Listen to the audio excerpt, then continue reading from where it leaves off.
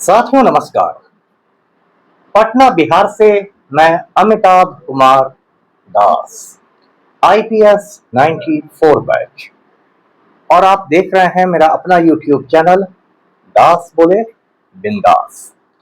साथियों, इस चैनल में मैं आपको ऐसी जानकारियां भी देता हूं जिनको जानना जरूरी है, लेकिन जिनको ज्यादातर लोग नहीं जानते।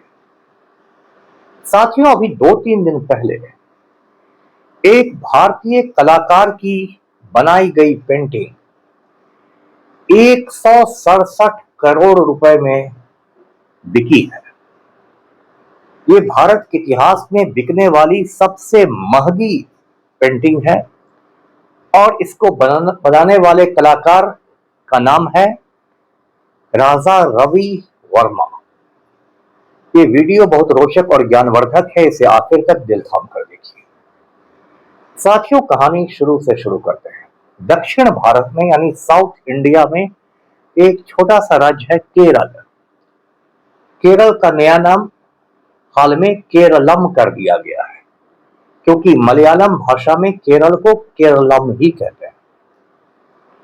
और इसी केरलम में एक जगह है ट्रावनकोर।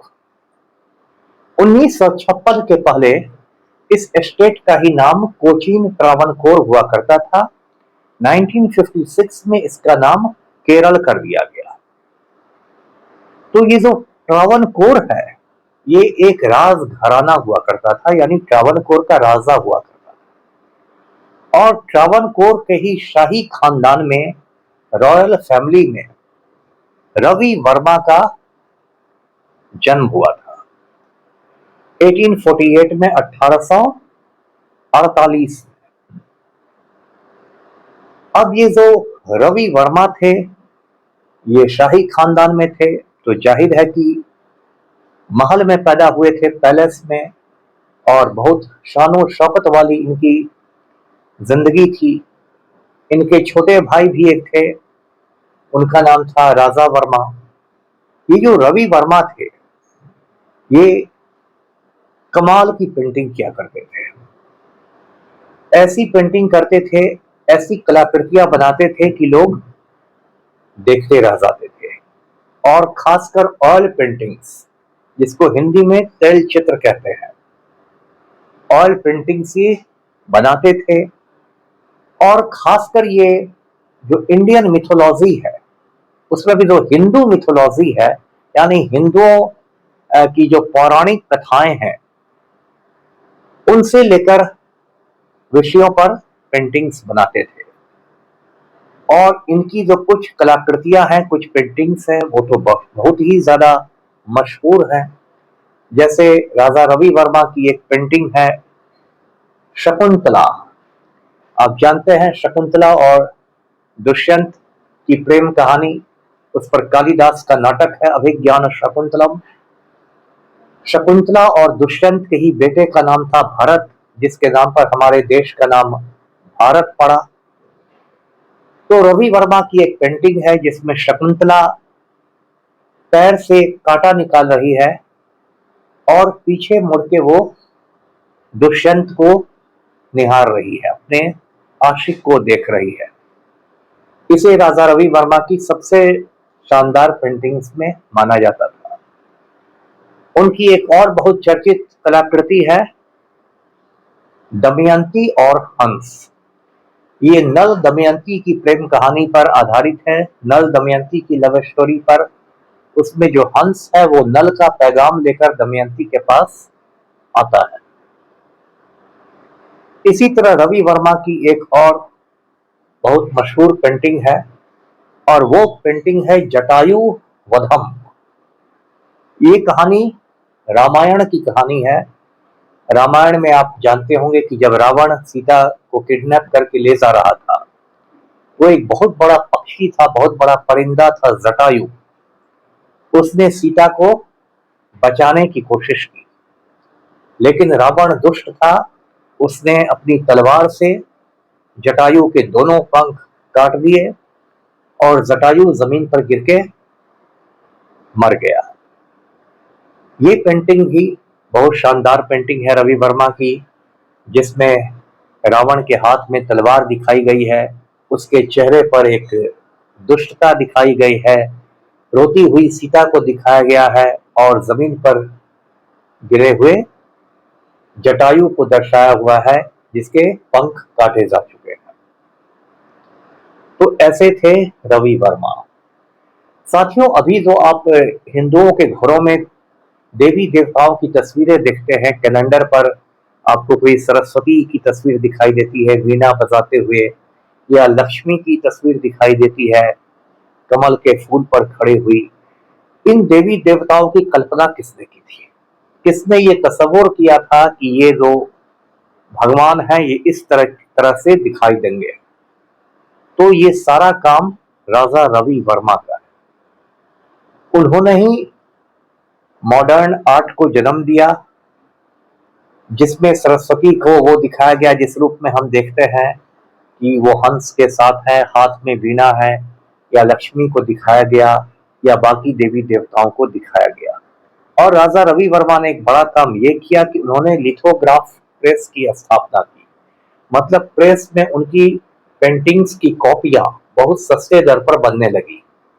इससे वो आम हिंदुस्तानी के घर में भी उनकी पेंटिंग पहुंचने लगी, और जिसको कैलेंडर आर्ट कहते हैं, कैलेंडर पर जो देवी देवताओं की तस्वीरें होती हैं, वो कैलेंडर आर्ट रवि वर्मा की ही देन है।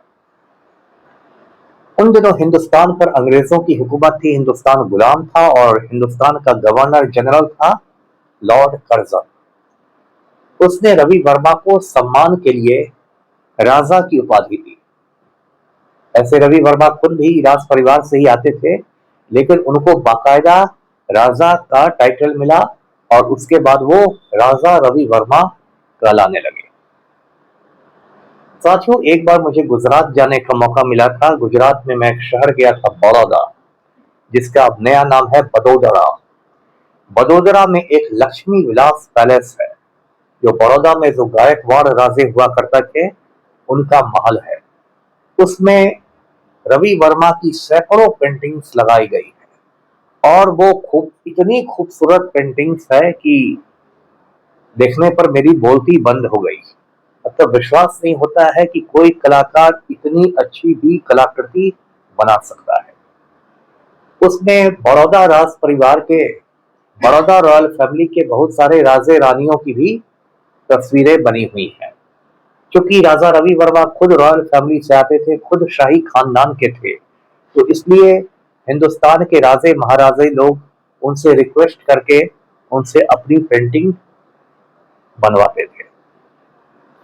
तो साथियों, उसी राजा रवि वर्मा की एक बनी हुई पेंटिंग है यशोदा और कृष्ण, जो अभी 3 दिन पहले यानी 1 अप्रैल को नीलाम हुई है, और उसे 167 करोड़ रुपए में खरीदा गया है। 167 करोड़। ये भारत के इतिहास में बिकने वाली सबसे महंगी पेंटिंग है। इसके पहले का रिकॉर्ड था, एक बहुत बड़े पेंटर हुए हैं, बहुत महान पेंटर MF हुसैन, मकबूल फिदा हुसैन, उनकी एक पेंटिंग है ग्राम यात्रा।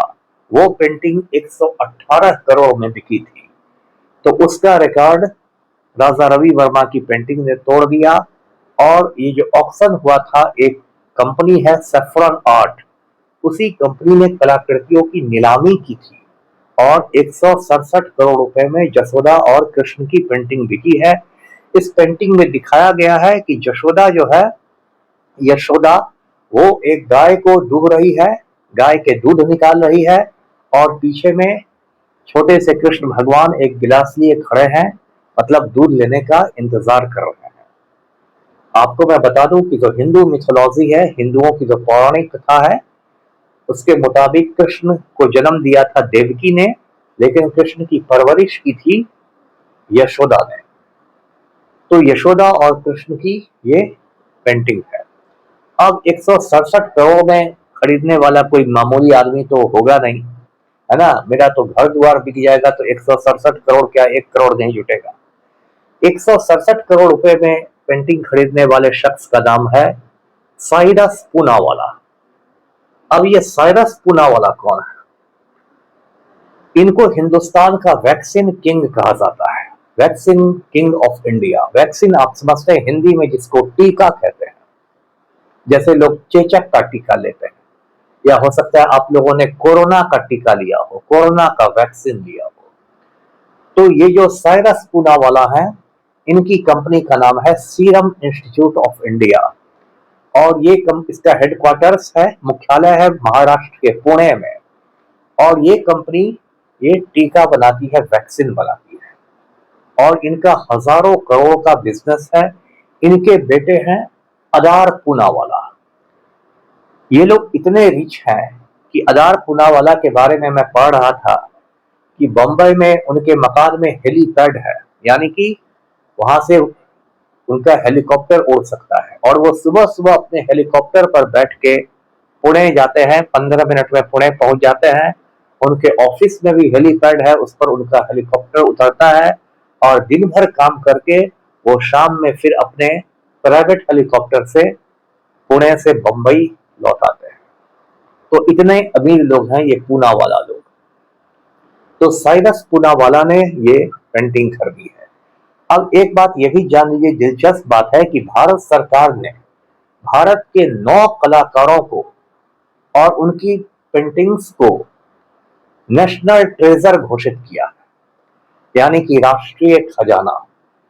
और भारत सरकार का कानून है कि इन कलाकारों की कलाकृतियों को कोई भी आदमी भारत से बाहर नहीं ले जा सकता है, हिंदुस्तान के बाहर नहीं ले जाया जा सकता है। इन 9 कलाकारों में राजा रवि वर्मा हैं, रविंद्रनाथ टैगोर हैं, जो बहुत बड़े कवि भी थे, अवनींद्रनाथ टैगोर हैं, नंदलाल बोस हैं, जामिनी रॉय हैं, अमृता शेरगिल हैं, तैयब मेहता हैं। इस तरह से 9 कलाकार ऐसे हैं जिन पर भारत सरकार का खास कानून बना हुआ है, आर्ट एंड एंटीक्विटीज एक्ट 1972, और 1972 के इस कानून के अनुसार इन कलाकारों की कोई भी कलाकृति, कोई भी पेंटिंग भारत के बाहर नहीं ले जाई जा सकती है, क्योंकि ये देश के धरोहर हैं। साथियों, राजा रवि वर्मा की इस पेंटिंग को खरीदने के बाद साइरस पूनावाला ने कहा कि उन्हें बहुत खुशी है कि उन्होंने राजा रवि वर्मा की पेंटिंग खरीदी है, और उन्होंने कहा कि इस पेंटिंग को वो प्रदर्शित भी करेंगे, आम लोग भी जिससे इस पेंटिंग को देख पाए। इस पेंटिंग के बिकने के बाद इस वीडियो में मैं आपको ये भी सबक दूंगा कि हो सकता है आपके आस पड़ोस में कोई बच्चा हो जो बहुत अच्छी तस्वीरें बनाता हो, तो उसको डांट डपट के डिस्करेज नहीं कर देना है, हतोत्साहित नहीं कर देना है। हो सकता है उसमें कोई महान कलाकार छुपा हुआ हो, और आगे चलकर वो बच्चा भी राजा रवि वर्मा के नक्शे कदम पर चल सकता हो। तो वीडियो यहीं तक। वीडियो को लाइक कीजिए, शेयर कीजिए, चैनल को सब्सक्राइब कीजिए। धन्यवाद। जय हिंद।